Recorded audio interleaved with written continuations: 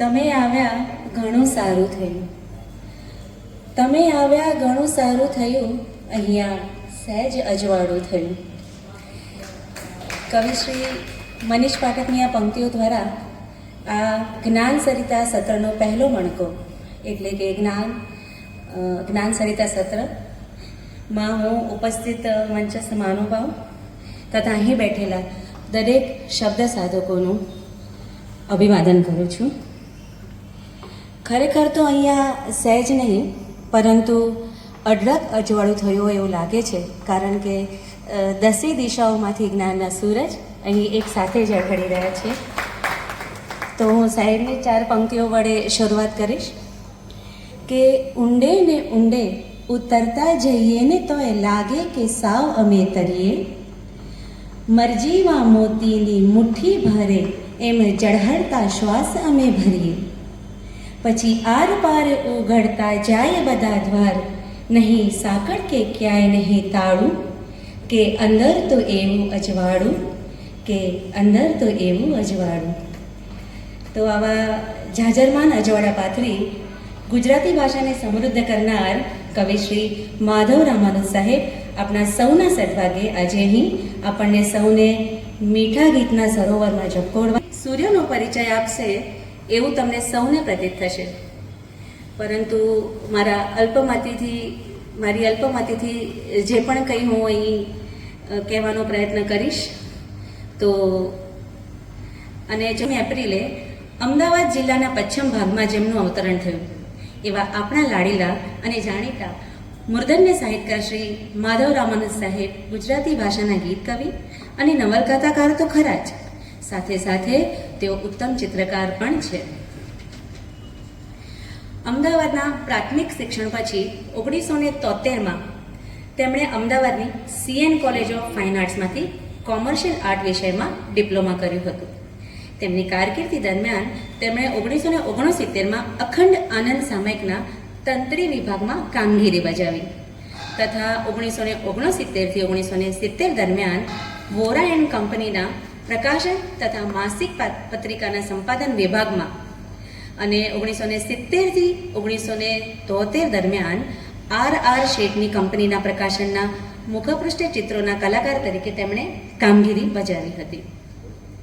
ત્યારબાદ આગળ જોઈએ તો 1973થી તેઓ CN ફાઇન આર્ટ્સ કોલેજના અપ્લાઇડ આર્ટ વિભાગમાં અધ્યાપક તરીકે હતા.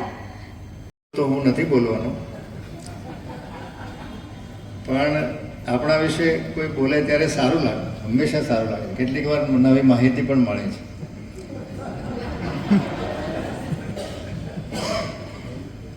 મારું છેલ્લું જે પ્રકાશન છે, છેલ્લા 2 પ્રકાશનોની નોંધ એ આપણી પાસે નથી પહોંચી. એક નવલકથા આવી યુગાંતર નામની. યુગાંતર નવલકથા 3 વર્ષમાં એની બધી આવૃત્તિ ખપી ગઈ છે.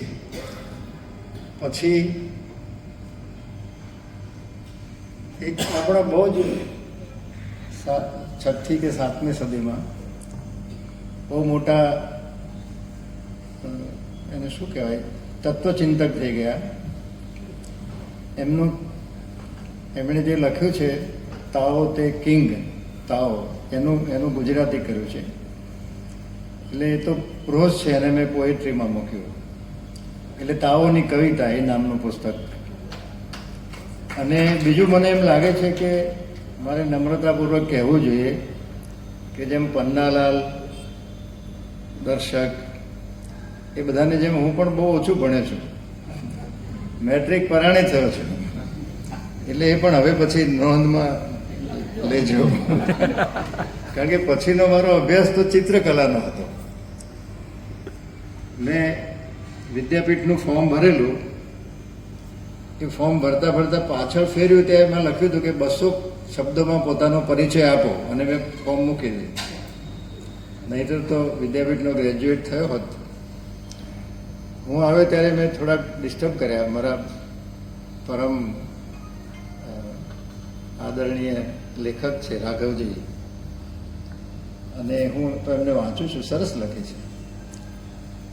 અને પછી મનસુખભાઈને સાંભળ્યા, મનસુખ સલ્લા. મનસુખ સલ્લાને પહેલી વાર એક મિત્રના ફાર્મમાં મળવાનું થયું હતું. ચુડા નામનું ગામ છે, ત્યાં 1 મહિનો અમે ખેતરમાં રહ્યા હતા. ત્યાં મનસુખભાઈને બોલાવ્યા હતા. તો અને જે બધા મિત્રો, લશ્કરી સાહેબ તો 3 વાર મારે ત્યાં આવી ગયા દીકરી સાથે. બંને ડૉક્ટર છે. હવે નવાઈ લાગે છે કે ડૉક્ટરને સાહિત્યમાં રસ પડવા માંડે છે. સાહિત્યનું ભવિષ્ય ઉજળું છે. મને એમ લાગે છે કે સામાન્ય જે પરંપરા છે સાહિત્ય વિશેની વાત કરવાની, એનાથી હું થોડોક જુદો પડું છું. મેં આજ સુધી જેટલી પણ કવિતા લખી એને ક્યારેય રીરાઇટ નથી કરવી પડી. એટલે જે લખ્યું એ લખ્યું. અને આજે પણ જ્યારે હું એ લઈને વાંચું છું ત્યારે એમ થાય છે કે ક્યાં વાત છે, શું લખ્યું છે. અને હંમેશા મને એવું લાગ્યું છે કે આવું તો હવે મારાથી ન લખાય. એટલે પેલું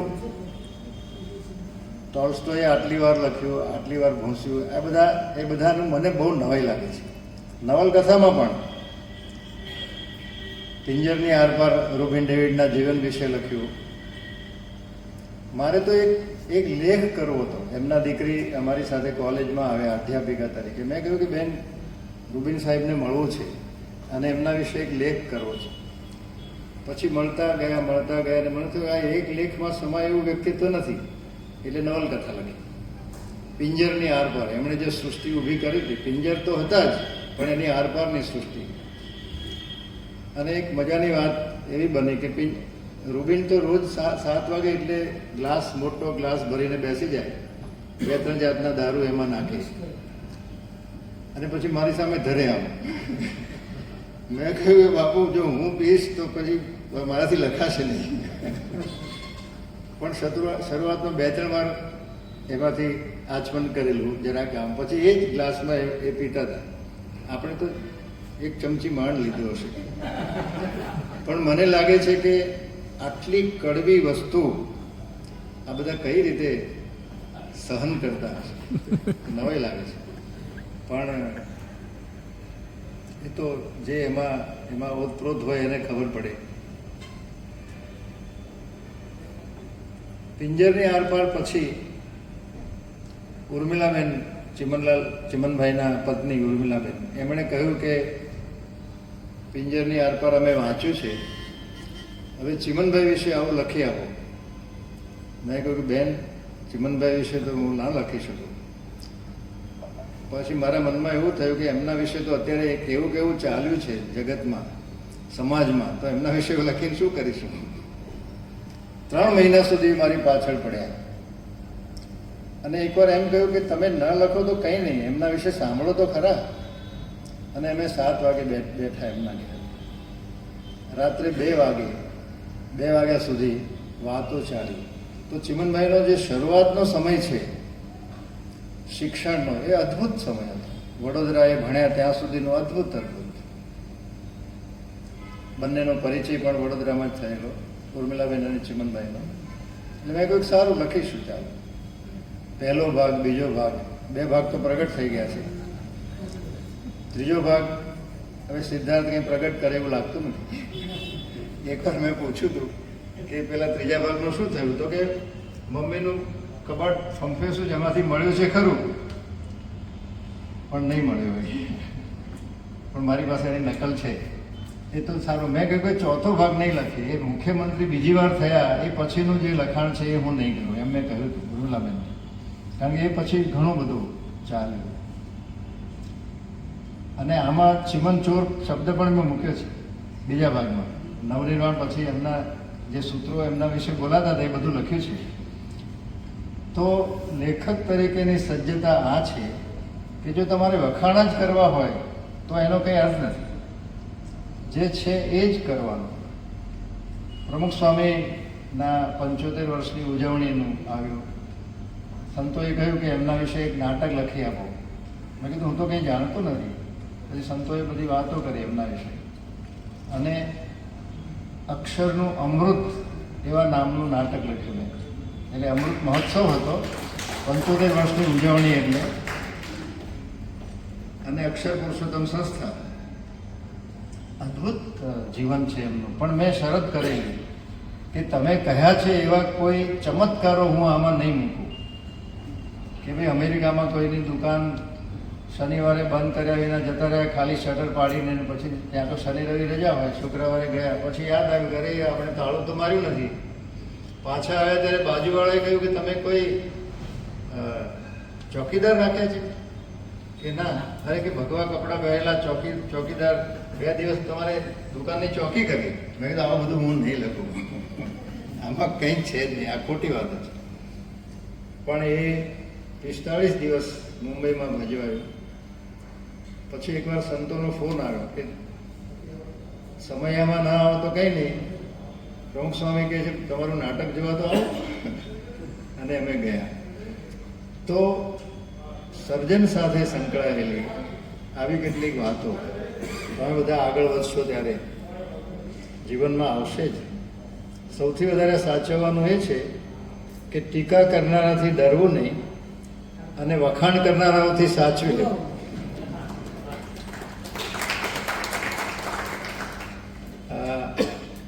મારી છેલ્લી નવલકથા વિશે મનસુખભાઈએ સરસ પ્રવચન કરેલું. એમણે સૂચનો પણ કર્યા, 15-20 સૂચનો હતા. એ સૂચનો એકદમ વ્યાજબી હતા, પણ મેં કહ્યું કે હું આમાં ફેરફાર નહીં કરું, મને જે લાગ્યું છે બરાબર છે. તો આ બધું આપણા જીવનમાં સાહિત્ય જીવનથી જરાય અળગું નથી, હું એમ માનું છું. અને સાહિત્ય એ જીવન નથી એમ પણ હું માનું છું. જીવન જુદું છે. આપણે શાકભાજી લેવા પણ જવું પડે છે, ગમે તેવા મોટા લેખક હોય તો લાઈનમાં ઊભા રહેવું પડે. કોઈ આપણને અડધૂત પણ કરે, બધા આપણને ઓળખતા હોય એવું બને ને. અને ઓળખતા હોય એથી કેવું થાય, મલ્લિકા સારાભાઈની ફિલ્મો વિશે 2-3 ફિલ્મોમાં મેં ગીતો લખ્યા, પણ પૈસા બાકી હતા. એટલે હું અવારનવાર મળું. એકવાર મને રસ્તામાં ઊભો રાખીને કહ્યું કે આ સ્કૂટર ક્યાંથી લાવ્યા? મેં તો હજુ પૈસા આપ્યા નથી. મેં કીધું બેન બેંકમાંથી લોન લઈ શકાય છે એટલે લીધું. એકવાર હું એમને ત્યાં મળવા ગયો એટલે ઉઘરાણીએ ગયો. ત્યારે એમના મૃણાલીના મોટા બહેન આવેલા, જે એમની પેલી ફોજ હતી નેતાજીની, એમાં કેપ્ટન લક્ષ્મી એ મલ્લિકાના માસી થાય, સગર માસી, એટલે એમના મોટા બહેન મૃણાલીના. એટલે મને આમ ભેટીને પરિચય આપ્યો કે આ અમારા અત્યંત વહાલા કવિ છે એમ કરીને. પાછા ફરતા મારા પત્નીએ પૂછ્યું કે આ તમને હંમેશા આ રીતે મળે છે? તો આવી બધી અનેક બાબતોમાંથી પસાર થવાનું આવે છે આપણે. પણ હવે પ્રશ્ન આપણે લખવા તરફ. લખવાનું આપણને સૂઝે છે એ બધાને નથી સૂઝતું.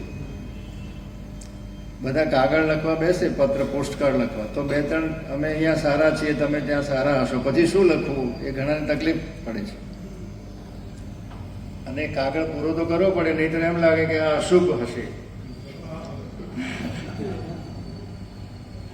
એટલે હું એમ માનું છું કે આપણે જ્યારે મિત્રો સાથે વાત કરીએ છીએ, ઘરમાં વાત કરીએ છીએ, કોની સાથે ઝઘડો કરીએ છીએ કે વાતો કરીએ છીએ, ત્યારે ક્યારે આપણે વિચાર નથી કરતા કે હવે પછી સારું 5મું વાક્ય કયું બોલીશું. આ વાત તો શરૂ કરી છે, 6થું વાક્ય કયું આવશે? પ્રવાહ આવી જ જાય છે. આપણે વાતો કરતા જ જઈએ છીએ. કોઈ દિવસ મિત્ર સાથે, સ્વજન સાથે કે ઘરમાં આપણે વાત કરતા હોઈએ ત્યારે વિચાર નથી કરવો પડતો કે હવે આગળ શું કહીશું. તો આ સહજતા જે આપણી વાણીમાં આવી ગઈ છે, એ સહજતા કવિતામાં આવવી જોઈએ, સાહિત્યમાં આવવી જોઈએ. એક પછી એક પ્રસંગો, એક પછી એક પંક્તિ આવી જ જાય, આવતી જાય. સવાલ એટલો જ છે કે તમારે લખવાનું શરૂ કરવાનું છે. આ એક એવું. નમસ્કાર સાહેબ. પિંજરની આરપાર નૂતન ગુજરાત માં દર રવિવારે કદાચ પ્રગટ થતી હતી. બહુ વર્ષો પહેલાં હું નિયમિત વાંચતો હતો.